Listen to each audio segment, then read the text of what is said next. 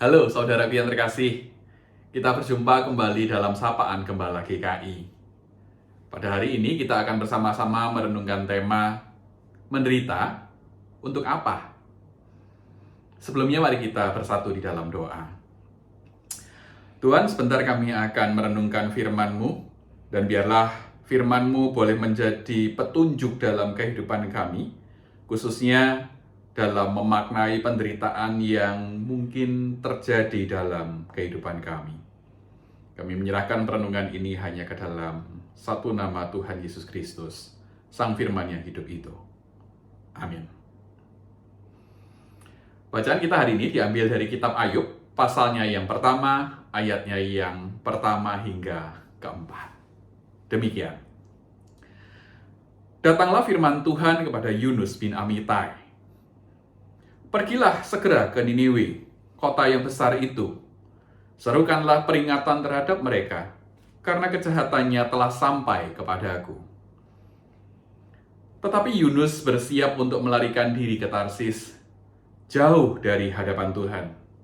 Ia pergi ke Yafo dan mendapati di sana sebuah kapal yang akan berangkat ke Tarsis. Ia membayar biaya perjalanannya, lalu naik kapal itu untuk berlayar bersama mereka ke Tarsis, jauh dari hadapan Tuhan.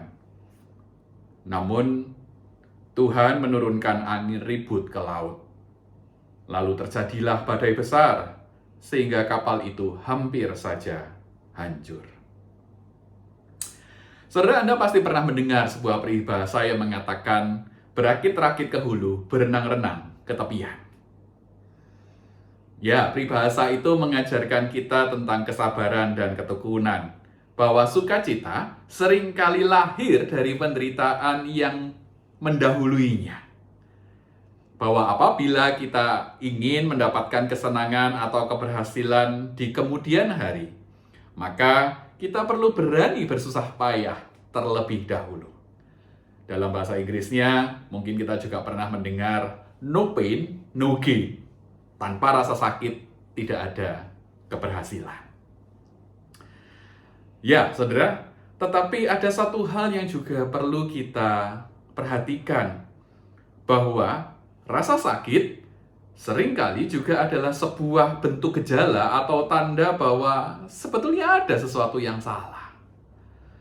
Bahwa tidak semua rasa sakit atau penderitaan datang sebagai bagian dari kesabaran atau ketekunan yang memang harus kita pikul. Ada kalanya penderitaan adalah tanda peringatan dari Allah bahwa kita sedang melangkah di jalan yang keliru, bukan melangkah pada jalan keberhasilan. Adalah salah satu contohnya. Kita tahu bahwa Yunus melarikan diri dari kehendak Tuhan. Dia sebetulnya diutus ke Niniwe, tetapi malah pergi ke Tarsis. Bahkan dalam bacaan kita hari ini ada kalimat yang diulang sampai 2 kali. Jauh dari hadapan Tuhan. Ini diulang 2 kali untuk menggambarkan betapa menyimpangnya jalan Yunus.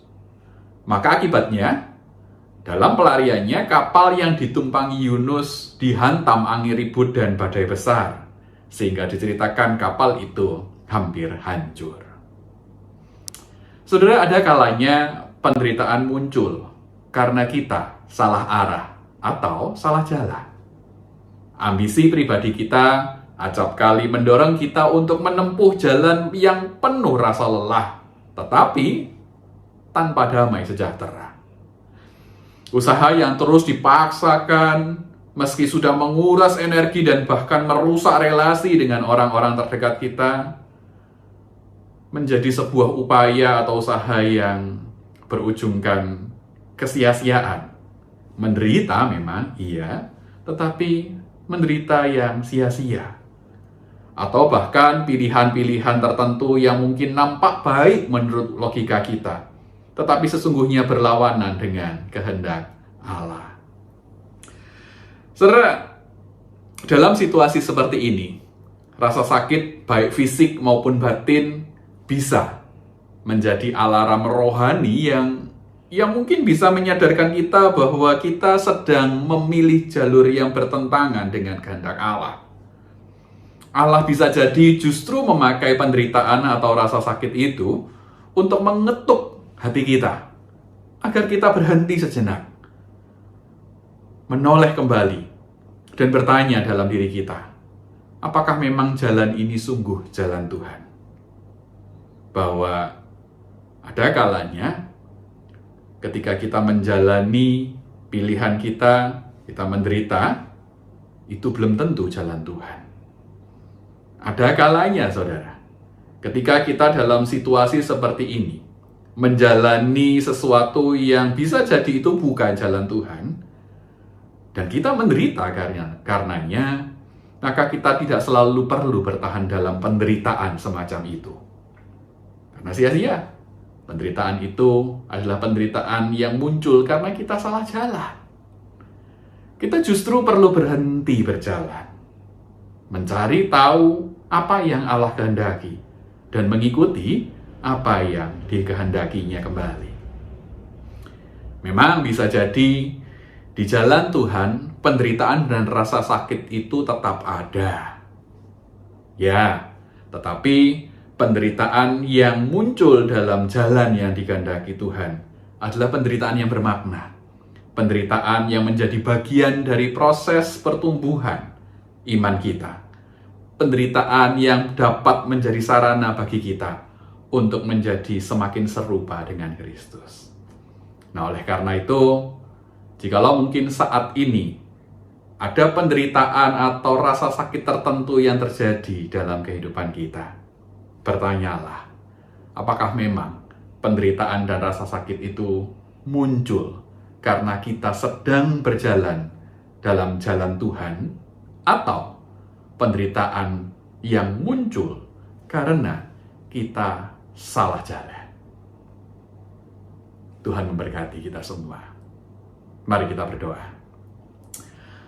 Tuhan, biarlah ketika saat ini kami menjalani hidup dan penderitaan itu mampir, biarlah kami berdiam sejenak untuk belajar merenungkan apakah penderitaan yang terjadi saat ini adalah betul-betul penderitaan yang memang sudah seharusnya kami tanggung sebagai konsekuensi kami jalan mengikut kehendak-Mu. Atau bahkan, jangan-jangan penderitaan yang kami alami adalah penderitaan sebagai konsekuensi karena kami jauh dari kehendak-Mu. Oleh karena itu, Roh Kudus, mampukan kami untuk memilahnya dengan baik. Di dalam nama Tuhan Yesus Kristus, kami berdoa dan memohon. Haleluya. Amin.